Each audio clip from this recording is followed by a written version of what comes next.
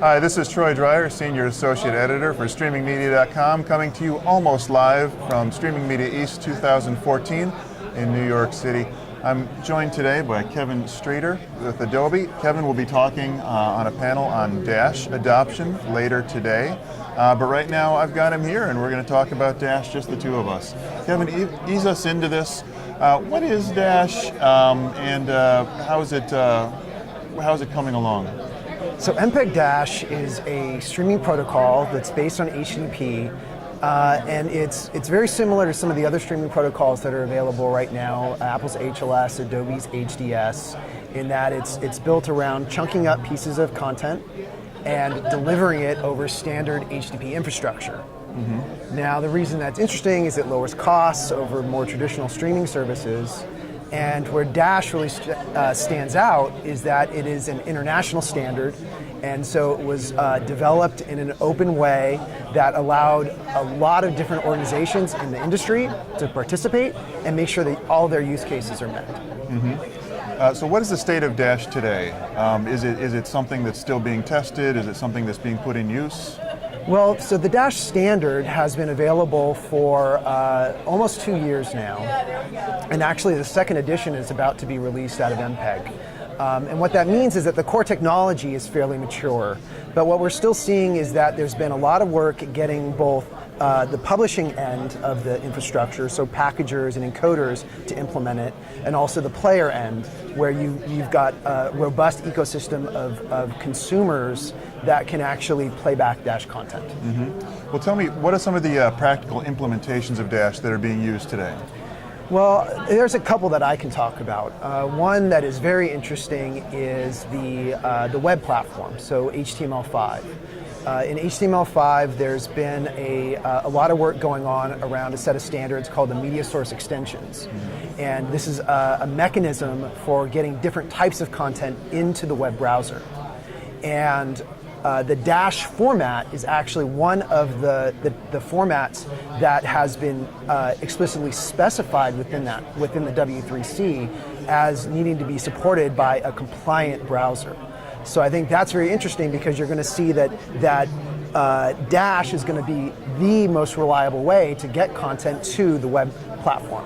Mm-hmm. Now, another thing that's happening, and this is something we're really involved in, is there's a lot of work with different vendors implementing sort of cross-platform implementations of Dash that solves the multi-screen sort of problem where you're trying to get content to as many devices as possible. Mm-hmm. And so, for example, Adobe has built a portable video engine that's part of our Primetime product offering.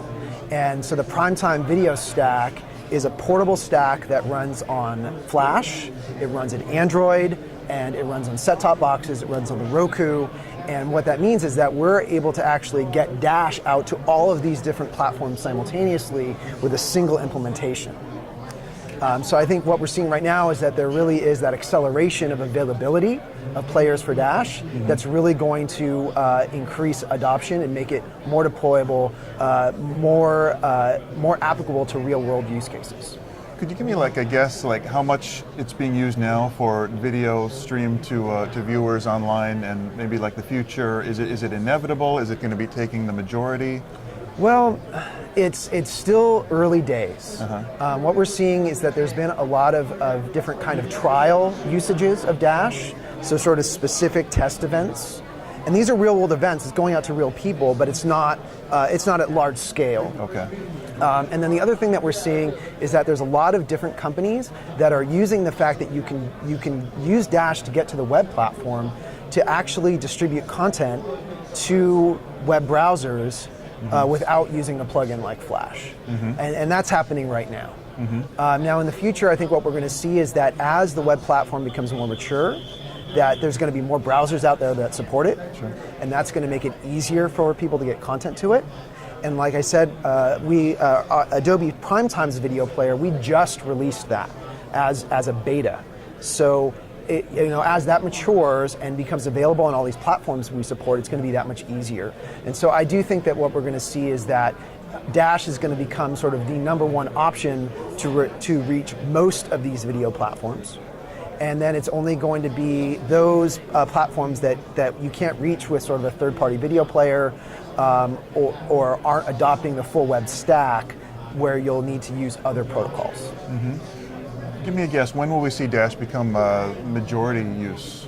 That's definitely a tough question, Troy. I definitely think we're going to see 2014 is going to be a year where people are playing with it and trialing it. 2015 is probably where we're going to see acceleration, and then 2016 you'll probably be able to really look at it and say, yeah, this thing's really here right now. It feels like we've been talking about it for so long that it should be much more in use by now, but standards don't happen overnight. Yeah, right? It's standards don't happen overnight, and then we also have to realize that in some ways Dash had to catch up to the other streaming protocols, right? It's that Apple and Microsoft and Adobe put in a lot of time building out HTTP streaming protocols. There's a lot of functionality there.